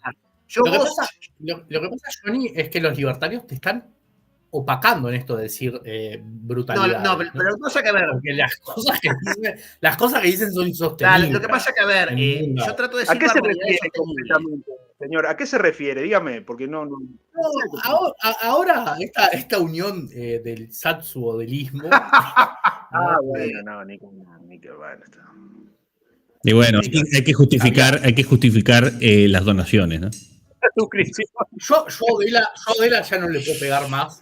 Le he pegado, ya me aburrí de pegar. O sea, le he pegado en todos lados. el odelismo que se vanagloria de discutir todo y demás, ahora está defendiendo él, cállense la boca y respeten al líder, ¿no? Algo raro, curioso al menos, ¿no? Lo que pasa es que el odelismo se dio cuenta de que estaba bajo. Claro, pero además, el odelismo que supuestamente es una vertiente de la PPL, ahora está metiéndose a defender al líder de la Libertad de Uruguay. Yo no entiendo nada, digamos. Eso es raro, sí. Eso es raro, eso sí. No, espere. ¿Usted cuándo se va a sacar la PPL? No. En este momento, se va a desembarazar de que está en alza y que. Claro, usted no se dio cuenta de lo que pasó ayer. Usted no se dio cuenta. Ayer firmaron la paz los libertarios. Todas las sectas libertarias firmaron la paz. No pareció, ¿eh? No, es como un tratado de Varsovia libertario. ¿Vimos otra película o yo no vi un tratado de paz, la verdad? Yo no vi mucha paz, ¿eh? Todo lo contrario. A ver, dentro de lo que ¿Pero se qué puede boliche fue eso? ¿En ¿En el espacio de Calero o en otro boliche? No, yo creo que fue en otro boliche, Julián, porque después creo que hicieron otro espacio y ahí capaz que hicieron. En el otro boliche. Está bien. Ayer, vamos a aclarar. El despliegue de Calero. Después... Chorro, sorete. Julián, pero vos entraste como talibán también. Yo ya me estaba por ir, quería cerrar el espacio, entraste. Y no, para hacer una puteada. Para resumirlo. Ultraviolento. No, en el otro space, para resumirlo, se dieron escenas dignas de Secreto en la Montaña. No me digas, no me digas que después de la violencia vino el amor. Exactamente. Yo le dije a decir, me quedé asombrado con la actitud de un hombre, ex líder libertario. Claro, parecía Secreto en la Montaña, aquello, una cosa así. Sí, y aparte estaba Bauti, meloso, que ahora después de otro día voy a hablar con él, estaba mamando a Caimada para acá, después dice que Quintana le pareció... Yo lo fajé a la entrada porque Bauti que se meta en internas libertarias para chupar votos para el Partido Colorado, no, vaya a otro lado. Claro. ¿Y cuáles son sus planes? Vaya a otro lado. Claro. Bueno, vamos a ver qué. Yo defiendo el pragmatismo. Yo veo que. Hay límites, Gaby. No, pero si yo lo conociera, bueno. Pero la verdad que no tengo ninguna referencia de ese muchacho. Pero que entonces se defiende desde el pragmatismo, no desde el travestismo de que ahora es liberal. Defiéndelo del pragmatismo más puro. Pero si vos vendés, si usted Calero va por los barrios a defender la libertad avanza, es un paquete de cosas. Y aparte ya se está sabiendo de antemano qué es la libertad avanza. Y bueno, la libertad avanza es gente conservadora, anti-woke, ¿no? Nicolás Laje como su... Bueno, claro, pero Quintana con algo liberal, con algo que se intenta hacer liberal, que todavía Milei no lo pudo hacer porque el tipo de cambio no lo... Es que Quintana quiso esterilizar sus acrobacias ideológicas diciendo que el 2010 era liberal. Sí, bueno, está. Bueno, pero... Está como algo que no soy. Decís, soy un tradicionalista católico y ahora entiendo que va por acá. Pero él tiene espacio en este lema porque es conservador, ¿no? Anti-woke. Él tiene espacio en este lema porque es de él. También. Claro. Claro, o sea, el problema no es Quintana. Yo creo que está mal enfocado. El problema no es Quintana. El problema son los grupos. Los de la PLU que lo apoyan. Claro, los grupos inviables de Quintana. Claro, Quintana haga lo que quiera. Lo aplaudo. Además, se hizo un partido, que vaya, que sea diputado. Esa defensa de Quintana por la demanda del mercado, a mí me parece lo más bajo que pueda haber. Si vos hiciste gala del principio, eso no se vende, la casa política. La verdad que usted es medio un mal amigo, porque lo invitó a Fede Machado. Yo no lo invité. Yo no lo invité. No, él aclaró que entró solo. No, entró solo. Para que le pegue todo el mundo. O sea, era Fede contra. Él se metió solo en ese berenjenal. Yo intenté hacer un control de daño para que no lo lincharan, pues tampoco estaba bueno. Ya que él tuvo, digamos, la disposición de entrar, que estuvo bueno porque hubo un contrapunto. Si no, el valor, más que la disposición, el valor. Por eso, se animó. A ver, olvídese que es Quintana el que está ahora, olvídese. Vamos a suponer que estuviera Don Tito, que no es Quintana. No, pero si tuviera Don Tito, claro, si tuviera Don Tito lo tienen que apoyar. Sí, pero Don Tito, la mejor opción. A ver, en el inicio vos precisás esa publicidad. Después, dentro de ¿qué me 3 años. importa? Pero Calero, pero ¿qué importa la dentro de publicidad 4 si años. ese es el tema. Pero- Si después, a ver, pero- Quintana lo que quiere es llegar al Parlamento, punto. Y después se va a atornillar y va a hacer lo mismo que han hecho todos los políticos, digamos. ¿Qué cosa más casta que Quintana? Eso está bien, eso es verdad. Eso es verdad. Eso, ahí comparto con usted. Ahí comparto. Entonces, esta lógica de apoyar a un tipo que tiene cámara, por el simple hecho de tener cámara, a mí me parece lo más bajo que... No, pero cámara tiene muchos. Pero Matías, era lo que yo decía ayer. A ver, para un gurí de 19 años, ¿está? Tener el WhatsApp de un tipo que salió 4 veces en la tele es la gloria. Bueno, sí, está es bien. la gloria. Y el tipo se cree que se está codeando con un famoso. Los tipos estos, los gurises estos todos, se creen que se están codeando con un famoso. Pero Quintana hace 15 años que tiene cámara. Y no pero ¿qué pasa? Estamos hablando de chicos de 20. Bueno, está bien, perfecto. Te lo puedo entender, ese fenómeno más groupie de es un rockstar, lo veo, tengo clips para compartir y hacer video y demás. Está perfecto, está bien. Es la videopolítica la que hablaba Sartori, perfecto, genial. Pero se supone que si vos defendés un corpus ideológico denso como es el liberalismo, o el libertarianismo más aún todavía, vos ahora no te podés bajar los lienzos y decir, bueno, yo me vendo al los seres humanos somos débiles y cuando nos ofrecen 2 segundos de cámara o ponernos al calorcito de alguien famoso, no bajamos los calzones. Bueno, yo discrepo con todo lo que están diciendo. No lo puedo ver de otra manera, porque no lo puedo ver de otra manera que no sea competitivamente. Como un comerciante, Gaby, usted lo ve como un tipo que está teniendo... No, como un tipo que alguna vez formó parte de algún partido político y vio cómo se manejan las cosas estratégicamente en una campaña. Así lo miro yo. Ojo, Gaby, yo no estoy criticando a Quintana, yo estoy criticando a los nabos que lo siguen. No, lo siguen. Yo estoy en el mismo barco. Los nabos que lo siguen ya sabemos. Quintana hizo perfecto lo que hizo. Yo a Quintana lo aplaudo porque tiene más grupis que Martín Lema. ¿Entendés? Y más fanáticos todavía, claro. Pero no tiene votos. Pero, Calero, ¿cómo va a tener votos si no está en la firma ni presentada? ¿Qué voto va a tener? No tiene partido, Calero. A eso voy. No hay partido. Cuando tenga partido, capaz que tiene votos. Primero necesita partido. Claro. Tampoco, Calero, es igual, a ver, la crítica, a ver. Yo creo que lo que yo me expreso mal, evidentemente, y no me estoy haciendo entender. Yo me estoy haciendo entender mal, que es mucho peor. La crítica es que son muy exigentes. El votante libertario es muy exigente. Y acá hay que expandirse a todo el país. Está muteado, Calero. Está muteado, Calero. No se te escucha. No, pero a lo que voy es que ver el pasado político de Quintana, lo que te demuestra es que el tipo fundó un partido, el partido no anduvo, lo dejó por el camino, el Partido Uruguay. Salió al Partido Nacional, dijo que había que hacer algo diferente, volvió al Partido Nacional con Verónica Alonso. El tipo se metió en algo nuevo, fue el Partido de la Gente, cuando el Partido de la Gente naufragó, cuando Novik se fue, ¿qué hizo? Se tomó el buque, se fue a Cabildo Abierto, que era algo nuevo. Cuando vio que Cabildo Abierto lo aguantó hasta lo último, pues fue el soldado, él se definía como el soldado de Manini, le manejaba las redes sociales, le manejaba el TikTok a Manini. O sea, hizo la campaña más maninista, estuvo en el sector más maninista, que fue la columna de lealtad y unidad. Mira, estos chicos se van a expandir. Ahora el guarda diga. ¿Cómo? Estos chicos se van a expandir hasta que el guarda diga destino y ahí se terminó la expansión. Claramente, pero vos, Johnny, le metés dos temas, eutanasia y aborto al debate liberal y Quintana, ¿qué va a hacer? Va a decir autonomía de la voluntad, va a decir. No, pero no, en eso yo creo que él puede ser razonablemente rápido. El tema es que, claro, Ahora, a ver, Milei, cuando iba a los programas de televisión y se hizo famoso, ¿se le exigía tanto o hablaba solo de economía? ¿Por qué se le exige a Quintana pero Milei no iba un todólogo? Porque Milei no iba, porque Milei no iba a los programas con un partido a promover las ideas de un partido. Claro. El camino es distinto. Acá se hizo el partido y ya ese partido viene con ideas de atrás. Entonces, es como que está en un lugar incómodo.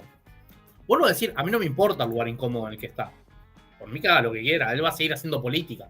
Los que no hicieron política y capaz que no hacen si él se va, son los de la PLU. Eso sí. Porque a la PPL se la ataca, ¿no? Acá separemos. Está la Libertad Avanza, que es como una coalición, y está la PLU. El problema son los de la PLU. Los de la PLU fueron y serán inviables. Claro.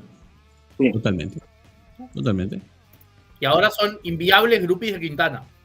Sí. Entonces, es como que en lugar de dar un paso para adelante, dieron uno para atrás. Pasaron de tener a, ¿cómo se llamaba el muchacho este que iba al presidente del PLU? Petkovic.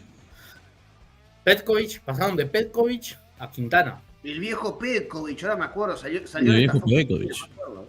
Sí. Fuerte. Sí. Repito, yo creo que para este momento, a ver, todo es una planificación, ¿no? Digo yo que habrá un mínimo de planificación. Unos mínimos. Es decir, bueno, el comienzo lo hacemos así. Yo no sé si hay plata. Sigo preguntando lo mismo. No, plata no. Ayer te dijo Machado que no había un peso. ¿Qué va a haber? Si no hay plata, no sé, no van a ir a... Ahora, el guarda dice ¿quién tiene más chance de conseguir? ¿Quién tiene más chance de conseguir plata?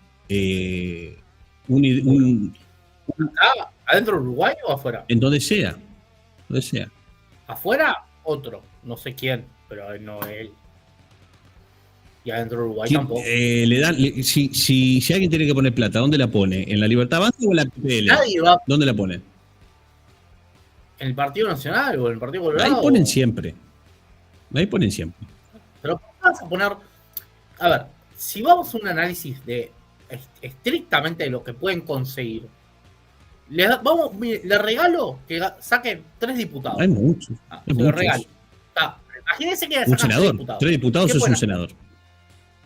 ¿Qué pueden hacer? No, sin senador. 3 diputados es un senador. 2 diputados. diputados. ¿Qué pueden hacer? Depende cómo esté configurado el Parlamento. No importa Poca cómo cosa. no pueden hacer nada. ¿Qué van a hacer? ¿Van a poder liberalizar algo?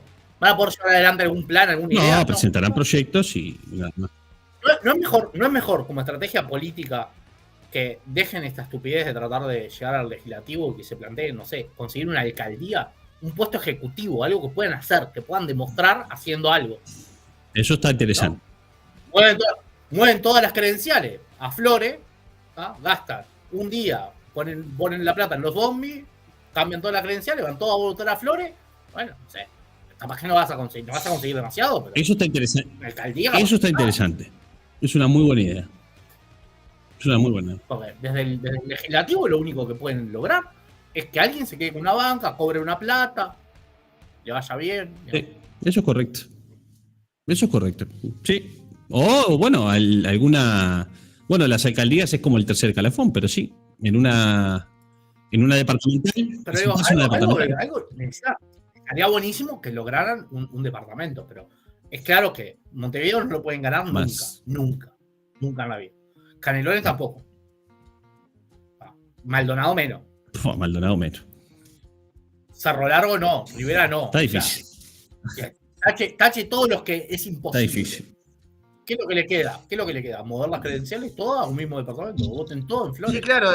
Se meten en una lista. El distrito electoral más chico. Abre una lista en el Partido Nacional y ahí... Bueno, eso sería ideal, ¿no?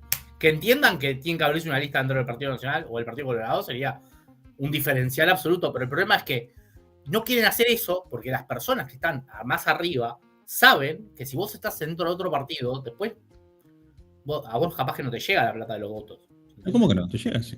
¿Cómo que no? Mejor si es tu partido. No, partidos tradicionales, que me corrija Johnny, pero no cobran peaje, ¿eh? O sea, creo que algún mango les tenés que dejar, o sea... El Frente Amplio se te queda con el 50%, por ejemplo, pero los partidos tradicionales me parece que no. Capaz que no lo tienen en un estatuto. No creo que se te queden, no creo que se te queden con el 50% como el Frente Amplio.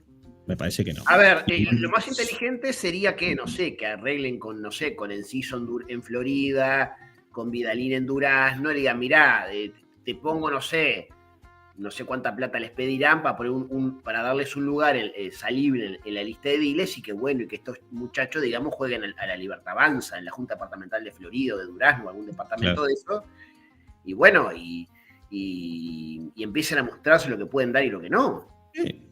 Yo creo que el lugar de todo esto es el Partido Colorado, ¿no?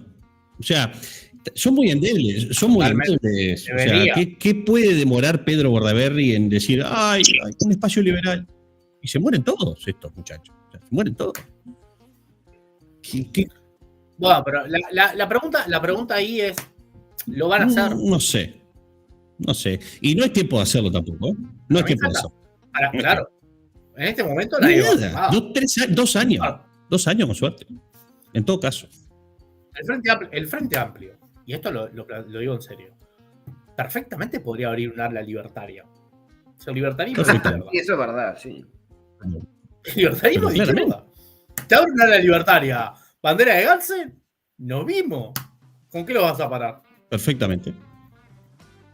Perfectamente. Ahora cambiaron el logo. Están un poco más De hecho, los partidos libertarios nunca llegaron absolutamente a nada. Y el candidato de la última elección en Estados Unidos por el Partido Libertario era más zurdo que Constanza El Pereira. único libertario en Estados Unidos que llegó a algo fue Ron Paul dentro del Partido Republicano, que fue, no sé, 30 años congresista. Pero dentro del Partido Republicano, el único. Hay que preguntarse si Ron Paul realmente es libertario, ¿no? Porque un día es libertario, el otro día ya se llena de... Sí, no, pero es lo más parecido, digamos. Sí. Igual el Partido Libertario de Estados Unidos, yo te digo, el candidato que puso en la última elección estaba a la izquierda, pero de todos. Sí. De Kamala, de Constanza, de Mica.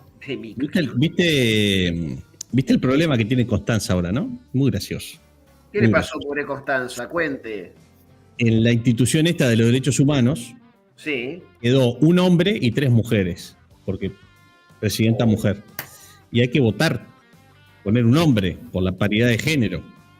Y Constanza, Ay, no dice, me que, digas. Constanza dice que hombres no vota. Buah.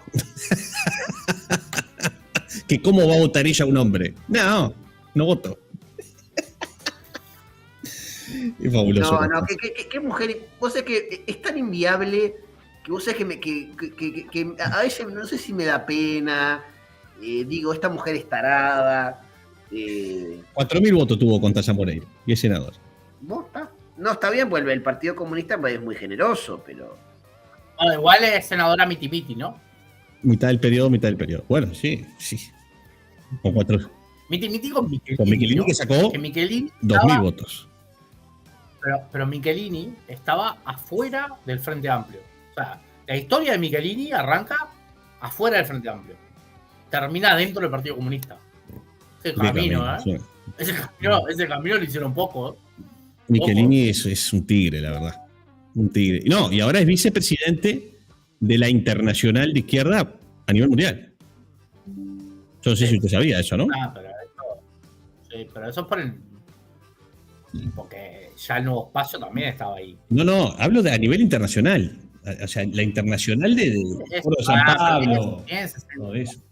Tienen 60 vicepresidentes. Es irrelevante. Nah, ni que hablar. Bueno, está ahí. No sé si le pasó a su cámara Ahora hoy, sí. ¿eh? Perdón. Pasa que yo soy muy precario, ¿eh? Ahí está. Ahí está. Está bien. Bueno, se fue Calero de su Fue programa. Calero, sí. Así que nos despedimos y nos vamos. ¿Volveremos mañana? ¿Mañana domingo? A ver, ¿Volveremos? vamos a ver qué tenemos en la semana. El lunes, ¿qué tenemos? No me haga producción en vivo a esta hora, un sábado. No sé qué tenemos en la semana. Pero ¿volveremos mañana? Puede ser. Tarde, Sí, tarde. En el horario de las 23. 11 de la noche. Mañana volvemos. Muy bien. Ayer, ¿qué pasó? Dice Emi. Ayer no pasó nada. Ayer hubo un puterío muy, muy grande en Spaces. Y como estaba tan picante el Space, no quisimos cortar nada, ni irnos, ni ser disruptivo, sino vender algo. Claro, Emi. Yo vendo, mira, pero Emi, yo vendo impresiones, vendo remeras, vendo trabajos en láser, vendo de todo. ¿Le puedo hacer una consulta acerca de su negocio? Dígame. Preciso mandar a hacer un busto para mi escritorio. Un busto quiere. Mira, hay gente que se dedica a eso, es un buen negocio. Le averiguo. Lo averiguo. Hay gustos de todo tipo y color. Hay gustos, sí, hay gustos de todo tipo. La vida, señora, hay todo. Ay. Nos vamos de este programa usurpado. Nos vemos Exacto. mañana. No, Fíjense, mañana, pásenlo bien. Adiós.